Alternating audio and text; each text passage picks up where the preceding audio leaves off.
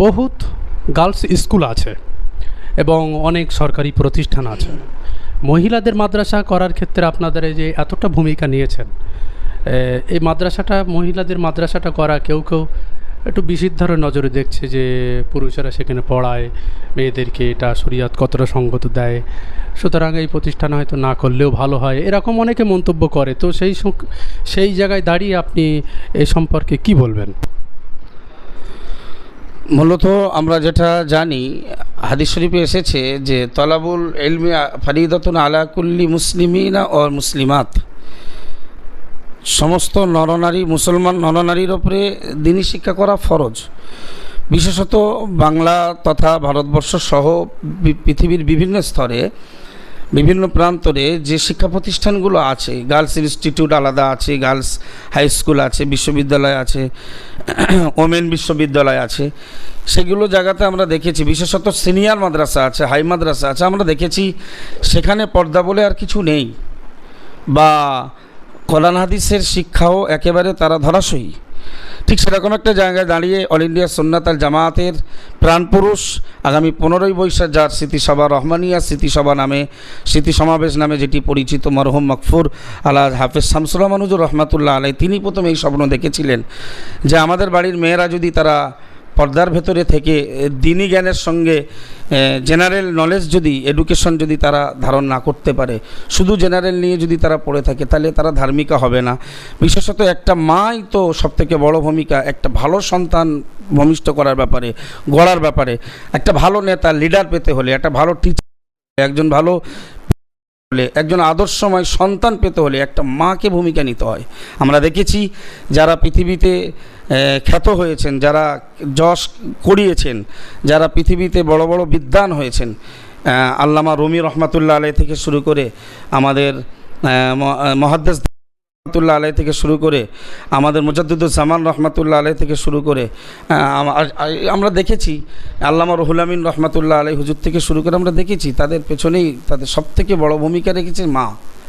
এবং মায়ের ব্যাপারে রসুল করিম সাল্লাল্লাহু আলাইহি সাল্লাম এই জন্যই এত বড় বার্তা দিয়েছেন, আল জান্নাতু তাহতা আকদামিল উম্মাহাত, যে মায়ের পদতলেই সন্ততির জান্নাত অপেক্ষা করে। আর এবারে যেটা প্রশ্ন আপনার, যে শিক্ষক দ্বারা যে শিক্ষা দেওয়া হয়, আমরা অত্যন্ত পর্দার ভেতরে, নিয়ন্ত্রণের ভেতরে শিক্ষা দেওয়ার চেষ্টা করছি। আলহামদুলিল্লাহ বাচ্চাগুলো এখনও অধিকাংশই নাবালিকা, ক্লাস 5, 10-11 বছরের বাচ্চা। তারপরেও আমরা অন্য প্রতিষ্ঠান কি করছে না করছে সেটা আমাদের উদ্দেশ্য নয়। Board of Islamic education, all India সুন্নাত আল জামাত দ্বারা, হাদিয়া ন্যাশনাল এডুকেশন দ্বারা যেটা পরিচালিত, আমাদের টার্গেটই আছে আমরা আগামী দিনে ইনশাল্লাহ প্রজেক্টরের মাধ্যমে আমরা ক্লাস করব। পুরুষ শিক্ষা আমরা অনেক ক্ষেত্রে দেখেছি, নারী শিক্ষিকা দ্বারা কোরআন হাদিস তফসির ঠিক পড়িয়ে মানে আমরা বাচ্চাদেরকে সেই মতো তৈরি করতে পারছি না, বা যারা নারীরা একটু ভালো আলেমা, ভালো আরবি তাদেরকে আমরা পাচ্ছি না, তারা সংসারী হয়ে যাচ্ছে বিভিন্ন সমস্যার মধ্যে, যে কারণে আলেমকে দিয়ে বা জেনারেল কোনো শিক্ষককে দিয়ে আমাদের যে শিক্ষা দেওয়া হচ্ছে সে ব্যাপারে আমরা যাতে আরও সচেতন করা যায় সেটা চেষ্টা করছি। তারপরেও আমরা বলবো এর ভেতর দিয়েই তবু আমরা অনেক 9% পর্দা আমরা স্কুল, কলেজ, সিনিয়র মাদ্রাসা, হাই মাদ্রাসা অপেক্ষা আমরা যথেষ্ট আমাদের বাচ্চাগুলোকে, আমাদের সন্তানগুলোকে আমরা পর্দানাশীনা বানাতে আমরা আশাবাদী। তাই দিনের পর দিন আমরা বাড়াচ্ছি এবং আগামী দিনে যাতে আরও পর্দার ভেতরে প্রজেক্টরের মাধ্যমে উন্নত পরিষেবায় আমরা যাতে এই ক্লাস করাতে পারি, বাচ্চাদের পরিষেবা দিতে পারি, সে টার্গেটও আমাদের আছে ইনশাল্লাহ। আলহামদুলিল্লাহ। দ্বিতীয় প্রশ্ন আপনার কাছে, যে অনেকে বলতে চায় বা বলেও ফেলে যে সুন্নাতুল জামাতের ভিতরে অন্তর্ভুক্ত হওয়ার মুফতি আব্দুর রাকিব সাহেবের একটা উদ্দেশ্য জলসা বা দাওয়াত পাওয়ার। এই বিষয়টা যদি আপনি একটু ক্লিয়ার করেন, তাহলে আমার দর্শকবৃন্দদের ভুল ধারণা বা তাদের মস্তিষ্ক যেটা ঘোরানোর চেষ্টা করছে এক শ্রেণীর মানুষ, তার থেকে তাদের ভুল ধারণাটা ভেঙে যাবে, যে একমাত্র জলসা দাওয়াত পাওয়ার আশায় মুফতি সাহেব সম্পর্কে অনেকগুলো কথা, যেমন আপনি আল্লামা পীর বলেছেন, আল্লামা বলেছেন, ইত্যাদি ইত্যাদি, এই বিষয়ে যদি একটু তুলে ধরেন।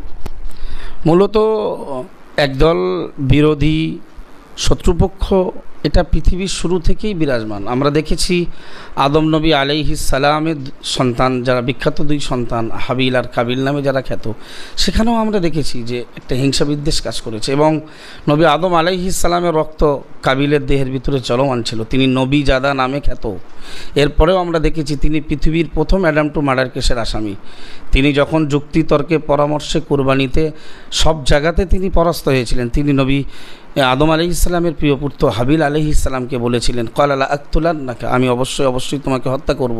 কিন্তু আমরা সেক্ষেত্রে দেখেছি যার ভেতরে খোদাভীতি ছিল, হযরত হাবিল আলাইহিসসালাম, তিনি বলেছিলেন, লা ইম বাসাত্তা ইলাইয়া ইয়াদাকা লিতাকতুলানি, তুমি আমাকে হত্যা করার লক্ষ্যে তোমার হাত আমার দিকে প্রসারিত করলে, মা আনা বিবাসিতি ইয়াদিয়া ইলাইকা লিআকতুলাকা, আমি আমার হাতকে তোমার দিকে প্রসারিত করব না তোমার হত্যার লক্ষ্যে, কারণ ইন্নী আখাফুল্লাহ রাব্বুল আলামিন, যেহেতু আমি বিশ্ব জগতের পালনকর্তা আল্লাহর ব্যাপারে ভীতস্ত্র।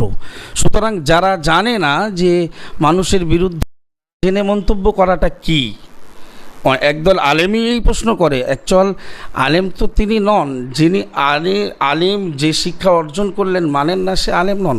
সুতরাং আমার প্রথমত পরিচয় আমি দিয়েছি, আমি তেঁতুলিয়া আবু জাফরিয়া সিদ্দিকিয়া খালিদিয়া মাদ্রাসা, যেটি পশ্চিমবাংলার এক সিলসিলার উজ্জ্বল এক মাদ্রাসা প্রতিষ্ঠান, যেখান থেকে হাজারো ছেলে তারা মাস্টার, ডাক্তার সহ, এবং বিভিন্ন আপনি পাশাপাশি রোহনরা মাদ্রাসার পরিচালক হাফেজ জনাব মোহতারাম হাফেজ কারি মাওলানা মুফতি নুরুল ইসলাম সাহেবকে পাবেন, তিনিও তেঁতুলিয়া মাদ্রাসার প্রাক্তন ছাত্র শিক্ষক।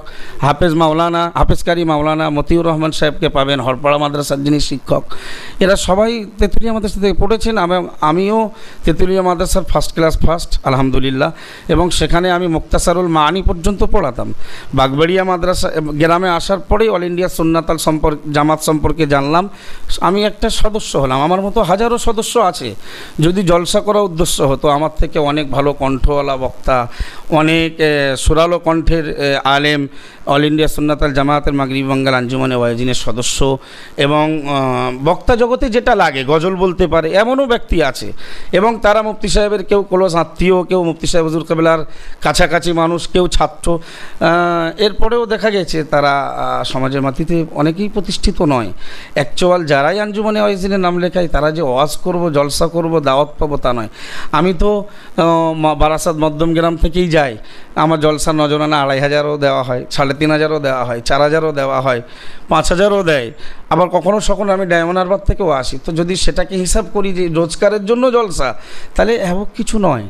এরপরেও মানে দিনই শিক্ষা অর্জন করার পরে প্রচারের একটি মাধ্যম মাগরিবে বাঙ্গাল আঞ্জুমানে ওয়াইজিন নামীয় অল ইন্ডিয়া সুন্নাতাল জামাতের আরেক শাখা সংগঠন, তাতে আমি নাম লিখিয়েছিলাম। আল্লাহ কবুল করেছেন, আমাকে বাংলার মাটিতে আল্লাহ কিছু দিনের প্রচার করার সুযোগ দিয়েছেন।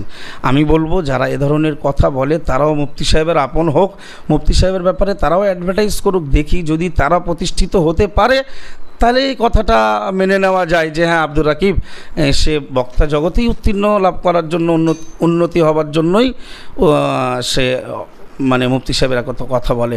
অ্যাকচুয়াল মুফতি সাহেব হুজুর কেবলার কাছাকাছি মিশে তার ভেতরে যেগুলো দেখেছি, তার ভদ্রতা, নম্রতা, তার শিক্ষাগত যোগ্যতা, তার চলাফেরা, তার ওঠা বসা, তার তাকওয়া পরেজগারিতা, তার রিলেটেড আত্মীয় স্বজন ছাত্রদের কাছ থেকে, তার সমবয়স্ক তার বন্ধু ফ্রেন্ডদের কাছ থেকেও শুনে যতটাও দেখেছি, তিনি একজন তাকওয়াপন্থী মানুষ, তিনি পীর হওয়ার যোগ্য, তিনি একজন তার ব্যাপারে আমি যে কথাগুলোই বলি আমার বক্তব্য জগতে, তিনি সেই যোগ্যতা লাভ করেছেন বলেই আমি আলহামদুলিল্লাহ প্রচার দিই।